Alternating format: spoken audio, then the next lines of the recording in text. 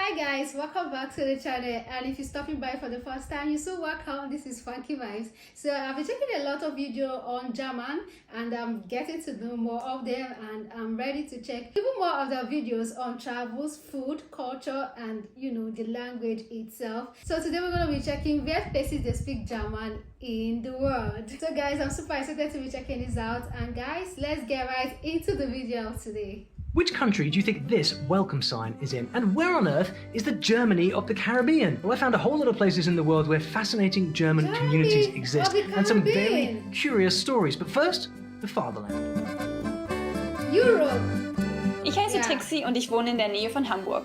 Ich bin in einer kleinen Stadt nahe Hannover aufgewachsen und dann immer mehr in den Norden gewandert. Ich arbeite als Schulleiter. Ich bügle als Deutschlehrer. Ich arbeite als Lehrer. Just because it's Germany doesn't mean there isn't some interesting dialect stuff going on. During Napoleon's time, the Hunsrück region was briefly part of France, and this German dialect has a few words that sound rather French.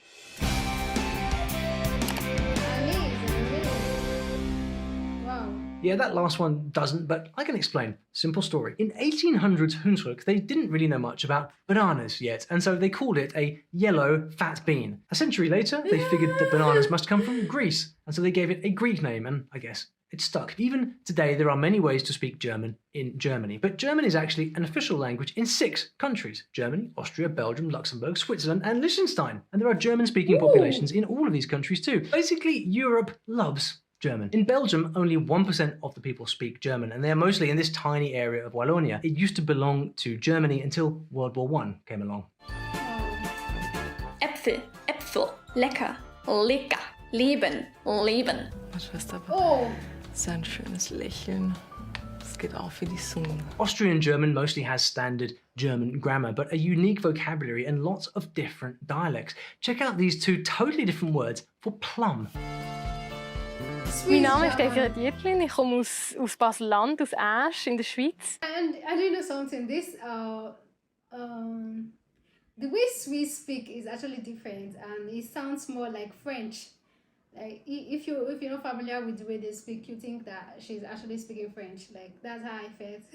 Schweizerdeutsch, wie man gehört, Baseldeutsch. This is Swiss German. Don't you think it sounds pretty soft around the edges, I'd say? Yeah. Although I believe the Swiss German Sounds dialect like is pretty hard to understand, even for other Germans. Per ma già fa parte facile, dice Ligherz. Ligherz. Cosa fai? Was machst du? Was tust? Che sarebbe was tust tu, però da noi si dice, non si dice was machst du, si dice was tust. Dove vai? Wohin gehst du? Wo gehst du hin? Wow. So, remember this welcome sign I showed you earlier? If you guessed that it was from Italy, well, you got it right. It's a village called Isim in the Aosta Valley. People here speak Walser German, which is an outlying dialect of Alemannic German that's actually considered to be a separate language. Check this out.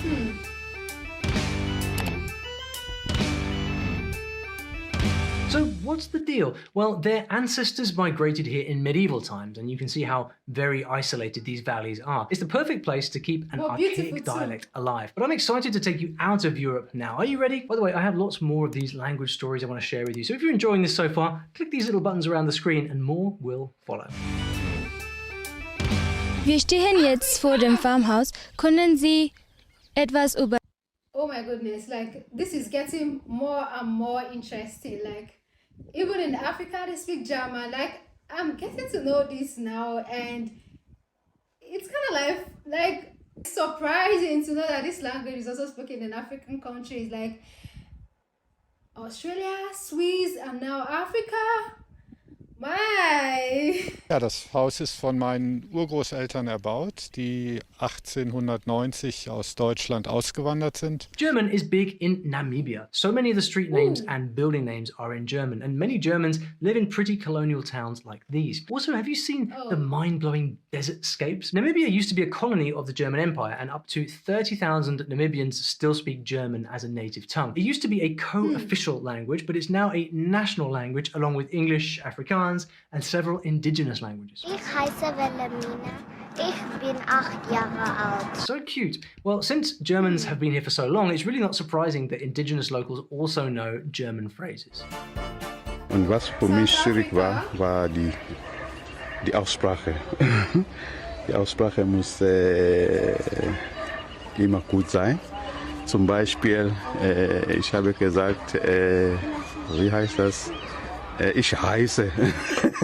German people love South Africa, and there are around 12,000 living there who speak German as a first language. Many are expats just living it up in South Africa. I mean, they do get to have all of this. There are also many fourth-generation immigrants. What's interesting is a lot of the original Germans in South Africa were not immigrants, but came on work contracts to the Dutch East India Company in the Cape, and later the Natal Cotton Company. When the cotton failed, they simply stayed and made a new life. One of the biggest German communities live in and around a little Natal town called Wartburg, which was named after a castle in Germany. You know that one where Martin Luther translated the Bible into German? Of course you know that. Yeah, anyway, pretty awesome to hear indigenous South Africans speaking German. Now, real quick, do you want to visit one of these German-speaking communities and actually speak with the locals in German? Well, you'd better get some speaking practice then before you jump on a plane. And the sponsor of today's video helps you do exactly that. Lingoda is an online language school where you can take classes with native level teachers and really immerse yourself in the language from wherever you are in the world. I'm really impressed with how committed these guys are to helping language learners improve their skills. You can choose between small online classes with a maximum of 5 students or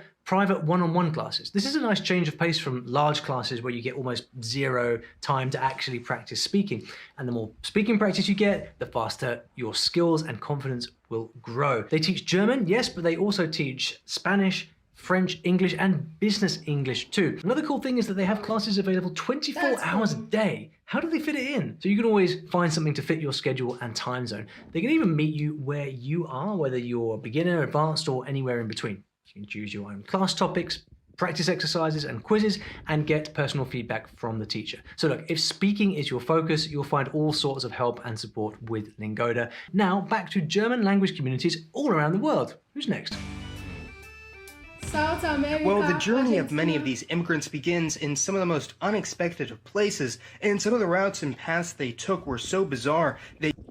Though I would say the forefathers of Germany, like the beginning fathers, were more of a travelers, because this doesn't just happen. It has to do with influences, and those influences has to do with businesses like trade, foreign exchanges, and travels. Like, this is just so amazing to see, and I'm super surprised, guys. Like, what? I know so much about Spanish, French, and English, but German language, I was just thinking German is only going to end in okay, yeah. I know about their influences, like they are good in many of the sectors in the world, but getting to know that their root is also planted in other countries is just so super amazing and surprising to me. Like, wow. Around the world. Yo soy de Austria, nací en Austria, con madre alemana de Hamburgo, que es queda bastante lejos. There's a secret German village in Argentina, La Cumbrecita. It's a meticulously recreated Swiss-German village with quite a story. The original pioneers of this town migrated from Berlin to Buenos Aires in the 1930s. They built Bavarian-esque cottages and alpine chalets. They sold plots to friends, and there was one rule: you have to build only Swiss-German style. They even planted trees that would make it look like Bavaria. Well, today about 1,500 people still live there, but not just there, because 8% of Argentinians say they have German ancestry, and that's more than 3 million Argentinians, even if only 500,000 of them actually speak the language. But there's one Latin American country with even more German speakers. Wow. Viele kommen in Trachten. Für die Blumenauer ist es eine Tradition und für die Besucher ein Spaß. This is just so surprising. Fun fact.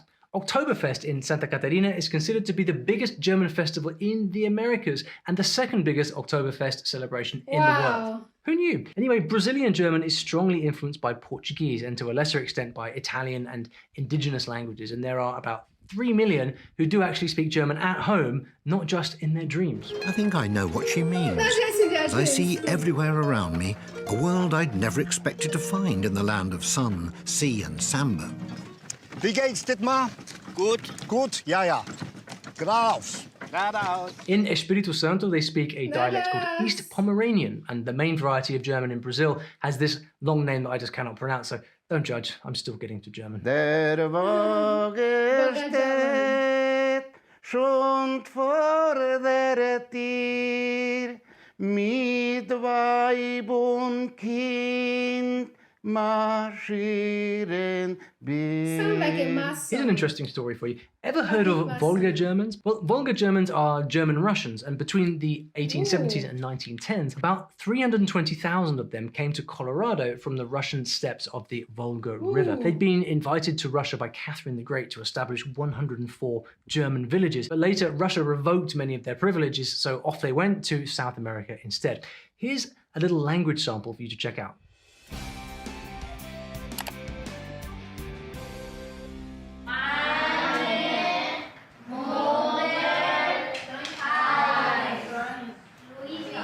Alemanes siempre salen por la cabeza en primer lugar del mundo. Bueno, según los expertos en esto, ¿verdad?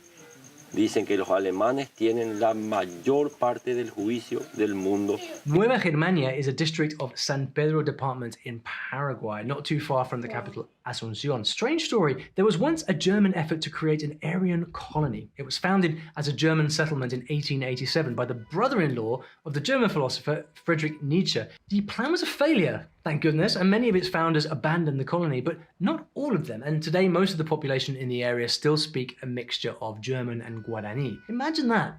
Not Imagine my how it's strangest so. story of the day, mind you. Wait till we go down under. Venezuela. In 1843, a group of 390 immigrants Oh, from this- Germany's Black Forest arrived in another forest in Venezuela. They were scientists, naturalists, writers, and painters, and they founded a village called Colonia Tovar. It was forbidden to marry outside the colony, but eventually the Misty Mountains worked their magic. Anyway, today it's called the Germany of the Caribbean, and they're pretty famous for hosting their own version of Oktoberfest, but the dancing does not stop there.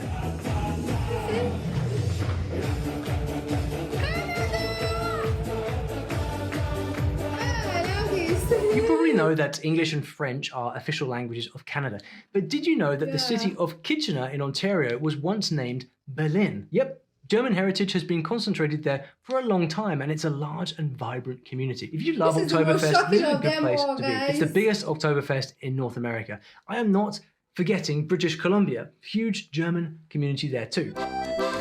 Those of you from the US, I really want to hear if you've ever encountered these next two types of German. So German immigrants in the Midwest came from different parts of Europe and Russia and settled in communities in Missouri, Like, it's Kansas, just and bossy. one very well-known community in Bismarck, North Dakota. Actually, the Dakotas are pretty interesting. Apparently, they're the only states where German is the most common language spoken at home after English. But two special varieties got my attention. Nu haben sie als Jüngste gespielt bis 8:30, wenn unsere Schule noch gestartet hat. Dann haben wir als die Bell gerungen. Sounds different. Es war ein Stube Schulhaus. Und wir haben alle 8 Grades gehabt. Es waren 2 von uns Teachers. Ich hätte People in Pennsylvania Dutch don't just say hello, they'll say wie bist du heute, which means how are you doing today? And you have to respond with something snappy.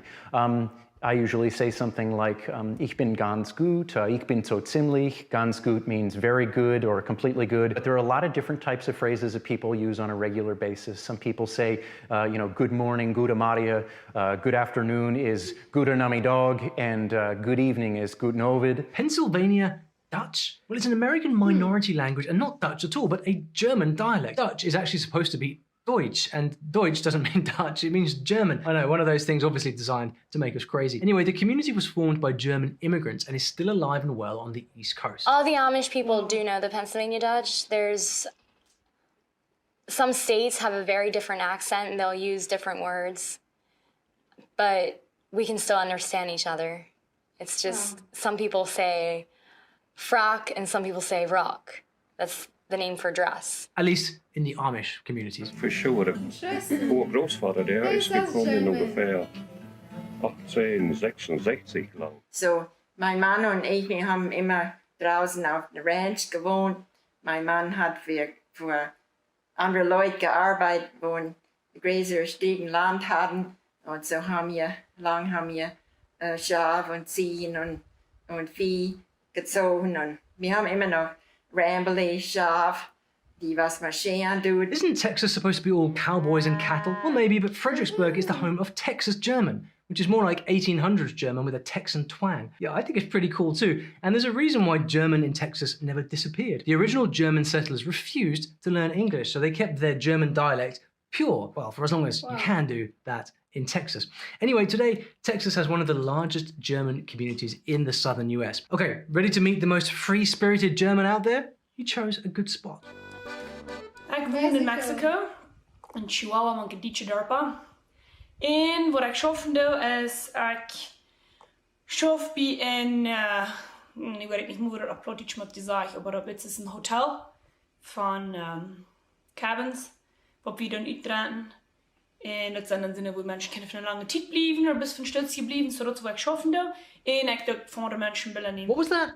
Let's see. Mexico has around 200,000 standard German speakers. And how's this for numbers? There are over 3,000 German language schools in Mexico, second only to Brazil. These campuses in particular are the biggest German language schools in all the Americas. But the young lady in this video isn't exactly speaking standard German. She's one of thousands of German Mennonites living in Latin America. Mennonites are a religious group who reject modern technology and live off the land. So this interesting dialect is a variety of Low German, although the kids do study standard German in school. The historic town of Handorf has been passionately preserved by the locals. Its German heritage can be seen in the many original buildings. The German culture spills onto the streets. Freut mich, ja? Mir auch, wir haben die Wurzel ausgesoffen. Immer gibt's was Neues.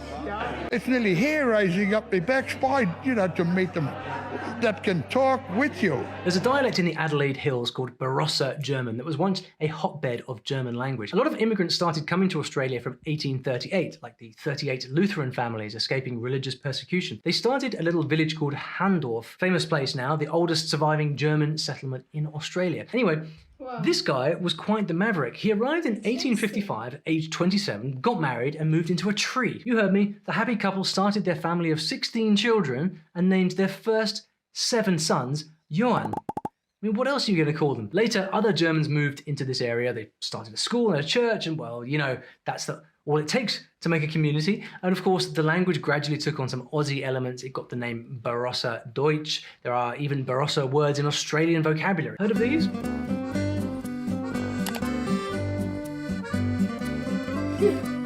Anyway, the Herbigs now have over 800 descendants, and Australia now has 75,600 German speakers. Precisely, I'll have you know, and over 1 million with German ancestry. Guys, don't be mad at me if I've missed your German dialect. I'm leaving space for you to tell us about it. Let us know in the comments if I've missed anything here. So now that we know where the world's German communities are, surely we should ask, where did the German language come from in the first place?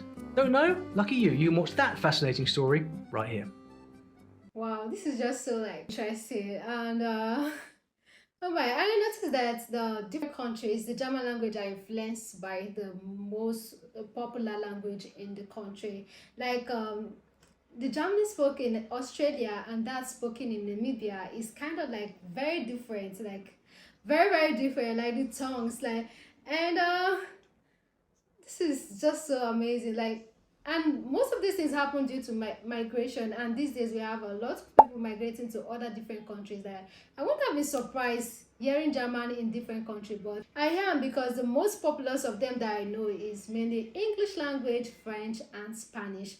And I'm getting to know that German is also spoken in some parts of Africa, and even in America. Is just so amazing. This fall back to the fact that men don't just stay in one location for a very long time. As I say, men cannot live in isolation. We tend to move, we tend to migrate. Like, even if we want to dig down, deep down to other languages, to find out that there are so many languages that are spoken in the weirdest of places that we can't just imagine. Humans can't just stay in one place. Like, we tend to move. And the German ancestors, they really did a great movement. Like, Oh my, they have found the cut across all parts of the world, and this is just so amazing, guys. I really enjoy watching this, and I'm getting to learn so much from Germany, the country as a whole, and the language, and I'm super excited to be checking this out. And I also want to hear your thoughts on the comment section. You can do it to educate me more about this, and also you can drop a related commendation on the comment section, and we'll do it to check it out here on the channel. And guys, please do it to subscribe to the channel and hit on the subscribe icon so you get to see more of my amazing videos. And you can support this channel by using the super thanks and the buy me coffee. Buy me coffee link will be on description bio. And guys can also check more of my other videos I've done on Germany. So guys, thank you and bye for now.